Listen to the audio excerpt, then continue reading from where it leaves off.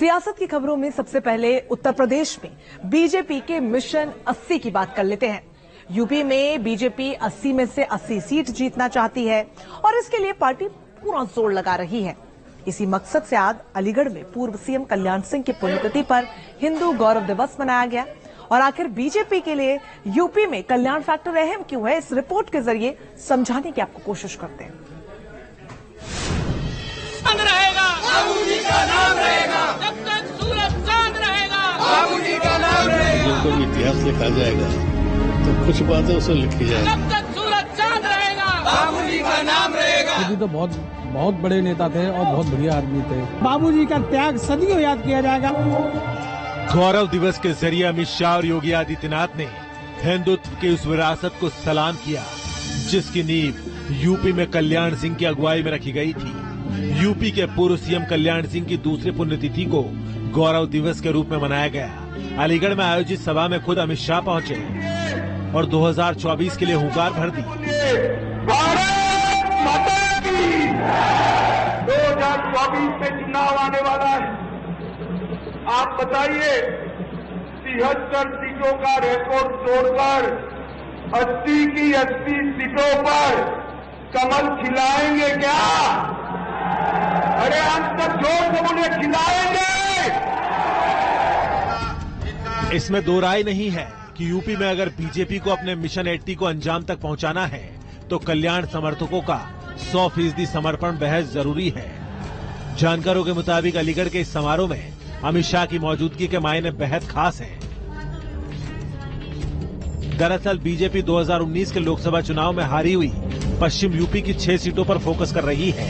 इन 6 सीटों पर लोध राजपूत वोटर निर्णायक हो सकते हैं। कल्याण सिंह लोध राजपूत समुदाय से ही आते थे। कल्याण सिंह को गुजरे 2 साल हो चुके हैं, लेकिन यूपी के कुछ इलाकों में उनकी विरासत आज भी बहुत मजबूत है। अपने समर्थकों के बीच बाबूजी के रूप में मशहूर कल्याण सिंह को बहुत शिद्दत के साथ याद किया जाता है।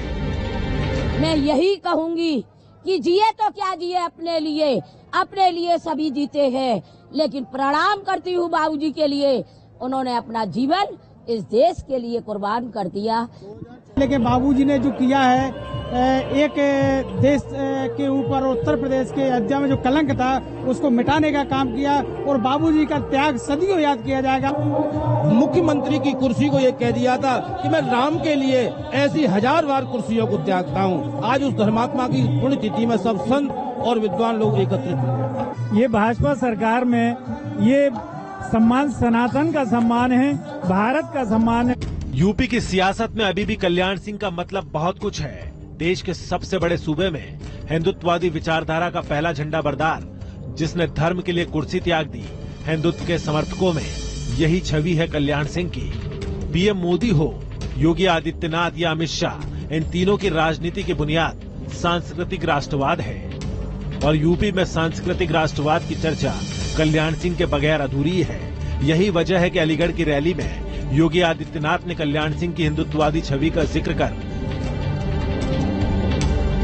500 वर्षों के बाद इंतजार समाप्त करके भगवान श्री राम पहली बार अपने भव्य मंदिर में विराजमान होकर के हम सबको आशीर्वाद दे रहे होंगे। तब बाबूजी को भी उनकी आत्मा को असीम संतुष्टि की अनुभूति हो रही होगी और आशीर्वाद दे रहे होंगे उनकी आत्मा उस समय जिस कार्य के 1992 में मैंने राजसत्ता को छोड़ा था।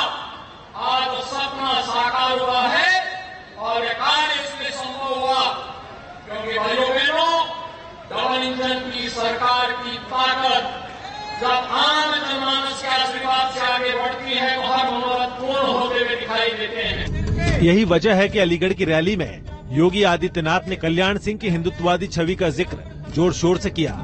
कल्याण सिंह सिर्फ सांस्कृतिक राष्ट्रवाद नहीं, वो बीजेपी के सफल सोशल इंजीनियरिंग फॉर्मूले का भी प्रतीक है। कल्याण समर्थक बाबूजी को पिछड़े तबके का गौरव मानते हैं। लोध राजपूत वोटरों में कल्याण फैक्टर की बहुत पैठ है।